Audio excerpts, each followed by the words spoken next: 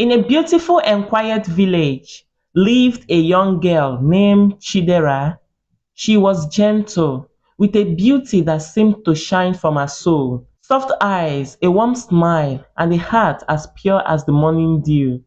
But her life was far from joyful. After her mother's passing, her father remarried a woman named Nkem, who brought two daughters of her own. Though Nkem was beautiful, her heart was hardened with envy. She saw how her daughters paled beside Chidera's radiance, and resentment took root. Chidera's days were filled with relentless work, and her nights endless sorrows. Each morning, her stepmother assigned her the hardest tasks: gathering firewood under the scorching sun, scrubbing floors until her hands ached, and cooking feasts she could never taste. Her stepsisters, Hamara and Ngozi, were pampered and spoiled, wearing the finest fabric, while Chidera wore clothes so tall that they barely held together.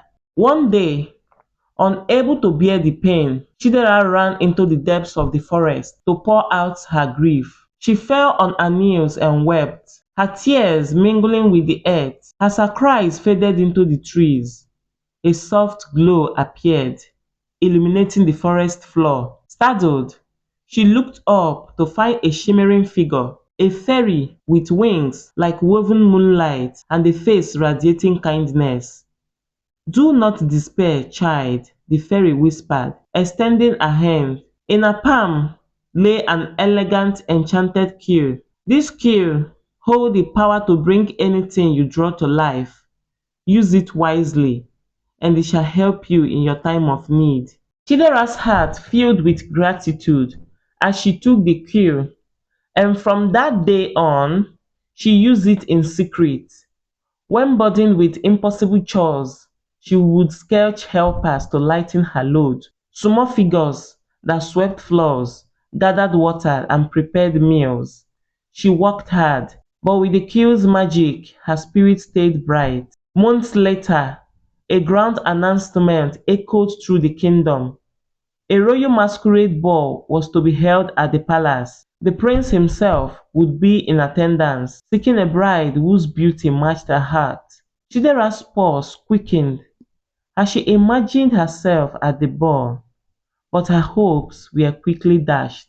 Her stepmother had purchased extravagant gowns for Amara and Ngozi, draping them in silks and gold, while Chidera received only scorn. On the day of the ball, her stepmother bought the most luxurious gown for Amara and Ngozi, dressing them in silks and jewels, and gave Chidera an endless list of chores.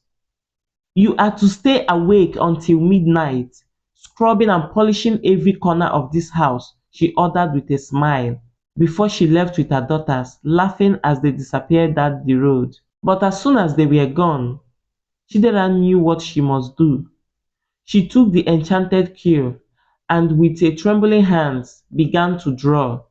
She sketched a magnificent gown of shimmering gold, shoes as light as air, and delicate accessories that sparkled like stars. With a final stroke, her worn-out dress transformed into the gown of her dreams, and she felt a new strength blossom within her.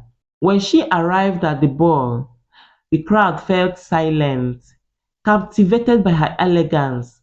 No one recognized her hidden behind the golden masks. The prince, who had been watching from afar, felt his heart stirred the moment he saw her. He approached, and they danced, their steps in perfect harmony under the moonlight. When they are tired of dancing, they stole away to the garden, talking about dreams, hopes, and the beauty of the night. The prince, deeply enchanted, took out a delicate necklace with a heart-shaped pendant split in two. "This is my symbol of love," he said softly, placing half around her neck.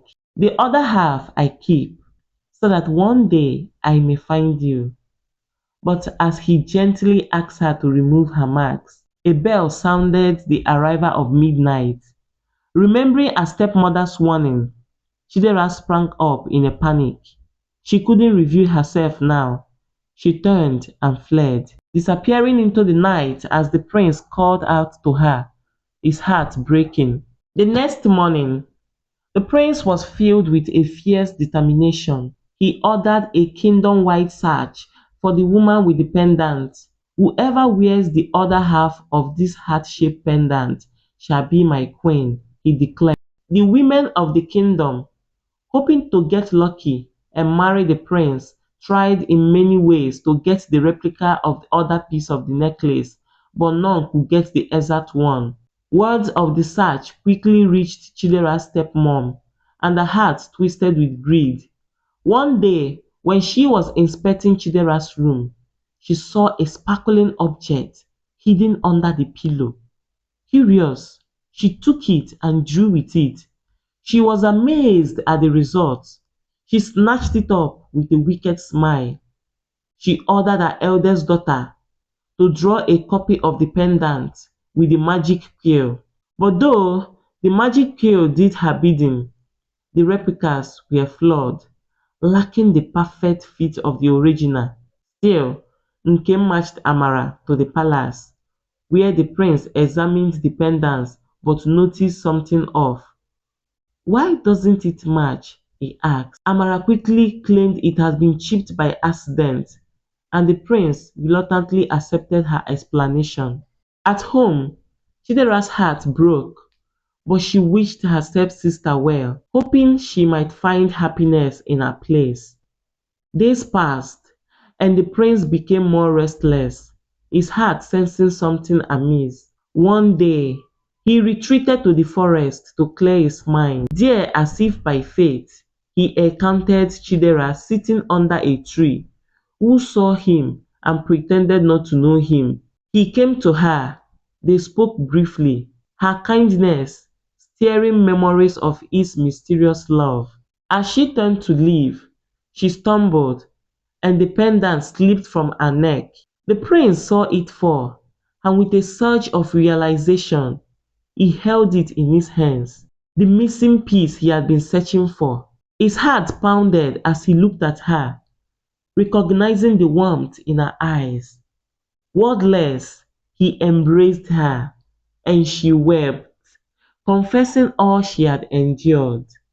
With tender strength, the prince led her back to the palace. He revealed her true identity to all and announced his marriage to Chidera. He banished her stepsisters and mother from the kingdom. They returned home in shame, and Nkem, furious at her failed scheme, threw the enchanted quill into the river, and it sank beneath the water. The quill shimmered, regaining its magic for those with pure hearts. Chidera and the prince were wed under the open sky, surrounded by the people who celebrated her as their beloved queen, and they lived happily ever after. Stay tuned for more beautiful enchanted tales and stories from this channel. Please like, share, comment, and subscribe.